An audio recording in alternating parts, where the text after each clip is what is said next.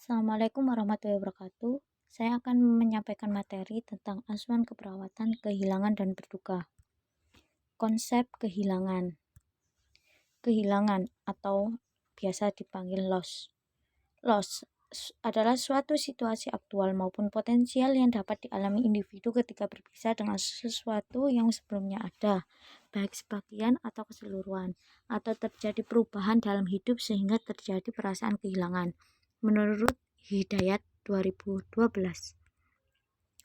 Adapun jenis-jenis loss, menurut Hidayat 2012 terdapat beberapa jenis kehilangan, yakni sebagai berikut. Yang pertama, kehilangan objek eksternal, misalnya kecurian atau kehancuran akibat bencana alam. Yang kedua, kehilangan lingkungan, yang dikenal misalnya berpindah rumah, dirawat di rumah sakit, atau berpindah pekerjaan. Yang ketiga, kehilangan sesuatu atau seseorang, yang berarti misalnya pekerjaan, anggota keluarga, dan teman dekat. Yang keempat, kehilangan sesuatu aspek diri, misalnya anggota tubuh dan fungsi fisiologis atau fisik. Yang kelima, kehilangan hidup, misalnya kematian anggota keluarga di rumah atau diri sendiri. Adapun sifat-sifat loss, yang pertama, tiba-tiba, tidak dapat diramalkan. Kehilangan secara tiba-tiba dan tidak diharapkan dapat mengarah pada pemulihan duka cita yang lambat dan sulit diterima. Misalnya kematian karena tindak kekerasan, bunuh diri, pembunuhan, dan lain-lain. Yang kedua, berangsur-angsur, dapat diramalkan. Kehilangan secara berangsur-angsur dan yang ditinggalkan mengalami keletihan emosional. Misalnya penyakit yang sangat menyulitkan, berkepanjangan, dan lain-lain. Rando 1984. Adapun tipe-tipe loss, yang pertama, actual loss, kehilangan yang dapat dikenal atau diidentifikasi oleh orang lain, sama dengan individu yang mengalami kehilangan, misalnya kehilangan anggota badan, uang, pekerjaan, anggota keluarga. Yang kedua, perceived loss atau psikologis, kehilangan sesuatu yang dirasakan oleh individu bersangkutan namun tidak dapat dirasakan atau dilihat oleh orang lain, misalnya kehilangan nafsu makan, rasa cinta, dan lain-lain. Yang ketiga, anticipatory loss, perasaan kehilangan terjadi sebelum kehilangan terjadi. Individu memperlihatkan perilaku kehilangan dan berduka untuk sesuatu kehilangan yang akan berlangsung. Sering terjadi pada keluarga dengan klien, anggota menderita sakit terminal. Proses loss. Menurut Kubros, dalam Potter dan Perry 2005, respon berduka seseorang terhadap kehilangan dapat melalui tahap-tahap berikut. Yang pertama, pengingkaran. Reaksi pertama individu yang mengalami kehilangan adalah shock, tidak percaya, atau mengingkari pernyataan bahwa kehidupan itu memang benar terjadi, dengan mengatakan tidak. Bagi individu atau keluarga yang didiagnosa dengan penyakit terminal akan terus mencari informasi tambahan. Reaksi fisik yang terjadi pada fase pengingkaran adalah letih, lemah, pucat, diare, gangguan pernafasan, detak jantung cepat, menangis, gelisah, dan tidak tahu harus berbuat apa. Reaksi ini dapat berakhir dalam beberapa menit atau beberapa tahun. Yang kedua, fase marah. Fase ini dimulai dengan timbulnya suatu kesadaran akan kenyataan terjadinya kehilangan. Individu menunjukkan rasa marah yang meningkat yang sering diproyeksikan kepada orang lain atau pada dirinya sendiri. Tidak jarang ia menunjukkan perilaku agresif, berbicara kasar, menolak pengobatan, menuduh dokter atau perawat yang tidak becus. Respon fisik yang sering terjadi antara lain muka merah, nadi cepat, gelisah, susah tidur, dan lain-lain. Fase yang ketiga, yaitu fase tawar-menawar. Individu telah mampu mengungkapkan rasa marahnya secara intensif, maka ia akan menuju ke fase tawar-menawar dengan memohon kemurahan kepada Tuhan. Respon ini sering dinyatakan dengan kata-kata, kalau saja kejadian ini bisa ditunda, maka saya akan sering berdoa. Apabila proses ini oleh keluarga, maka pernyataan yang sering keluar adalah, kalau saja yang sakit bukan anak saya. Fase yang keempat, fase depresi. Individu pada fase ini sering menunjukkan sikap menarik diri, kadang sebagai klien sangat penurut, tidak mau berbicara, menyatakan keputusasaan, perasaan tidak berharga, ada keinginan bunuh diri, dan sebagainya. Gejala fisik yang ditunjukkan antara lain menolak makan, susah tidur, letih, dan lain-lain. Fase yang terakhir atau fase penerimaan. Pikiran yang selalu berpusat pada objek atau orang yang kehilangan akan mulai berkurang atau hilang. Individu telah menerima kehilangan yang dialaminya. Gambaran tentang objek atau orang yang hilang mulai dilepaskan dan secara bertahap perhatiannya akan beralih kepada objek yang baru. Fase ini biasanya dinyatakan dengan saya betul-betul kehilangan baju saya, tapi baju yang ini tampak manis, atau apa yang dapat saya lakukan agar cepat sembuh. Apabila individu dapat memulai fase ini dan menerima dengan perasaan damai, maka dia akan mengakhiri proses berduka serta mengatasi perasaan kehilangannya dengan tuntas.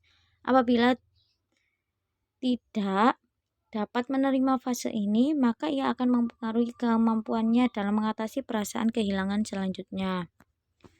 Materi yang kedua adalah konsep berduka. Berduka atau grief.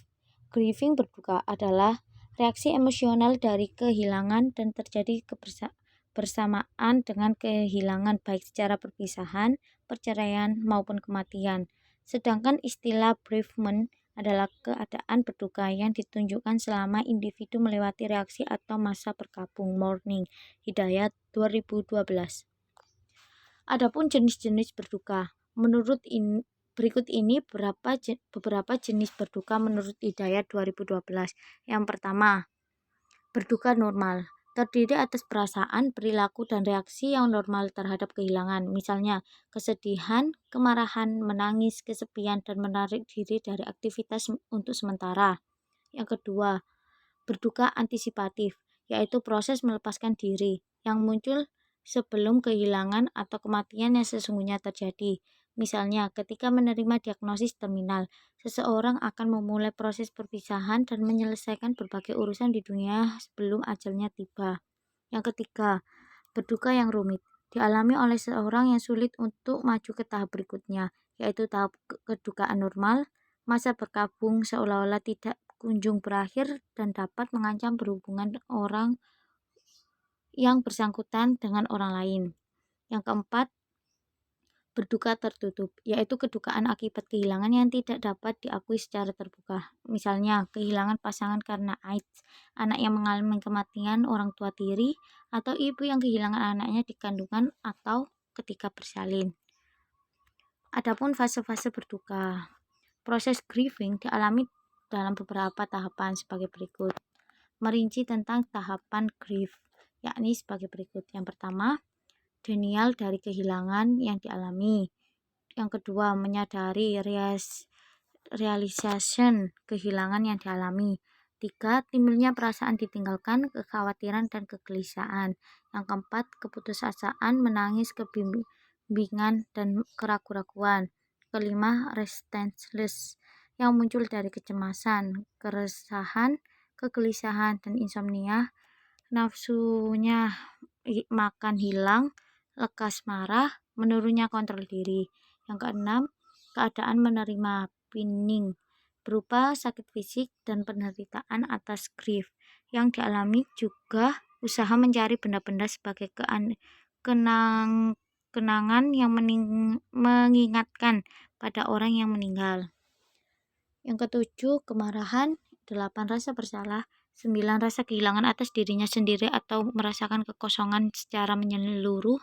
Yang ke-10, longing, berupa kerinduan dan rasa sakit atas kesepian atau kehampaan yang tidak hilang, bahkan saat bersama dengan orang lain. Yang ke-11, identifikasi dengan orang yang telah meninggal dengan meniru beberapa traits, attitude, dan mannerism dari orang yang telah meninggal. Depresi yang amat dalam, kadangkala disertai keinginan untuk mati.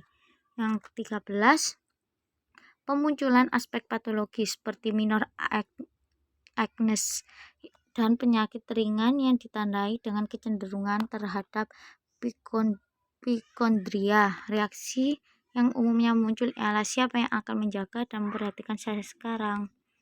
Faktor predisposisi genetik berhubungan dengan riwayat keluarga. Depresi berhubungan dengan sulit mengembangkan sikap optimistik dalam menghadapi permasalahan.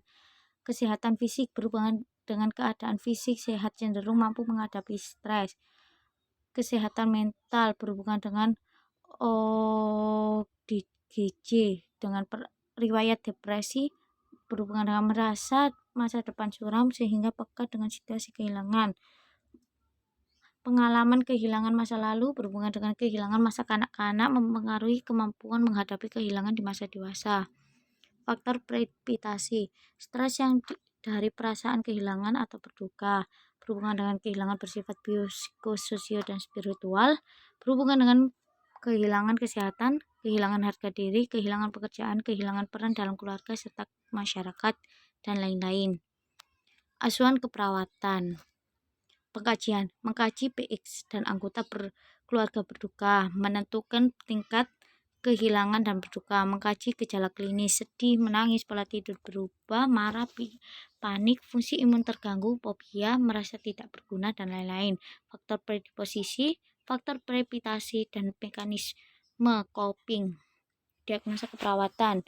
Diagnosa keperawatan yang bisa muncul berdasarkan SDKI yang pertama berduka, 2 gangguan pola tidur, 3 distres spiritual, yang keempat ansietas, yang kelima gangguan cita tubuh, yang keenam gangguan identitas diri, yang ketujuh HDR kronis, yang kedelapan keputusasaan, dan lain-lain.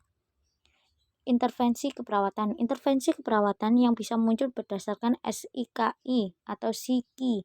Yang pertama dukungan emosional, yang kedua dukungan kelompok, yang ketiga dukungan pengambilan keputusan, yang keempat dukungan pengungkapan perasaan, yang kelima dukungan proses berduka, yang keenam dukungan spiritual, dan lain-lain.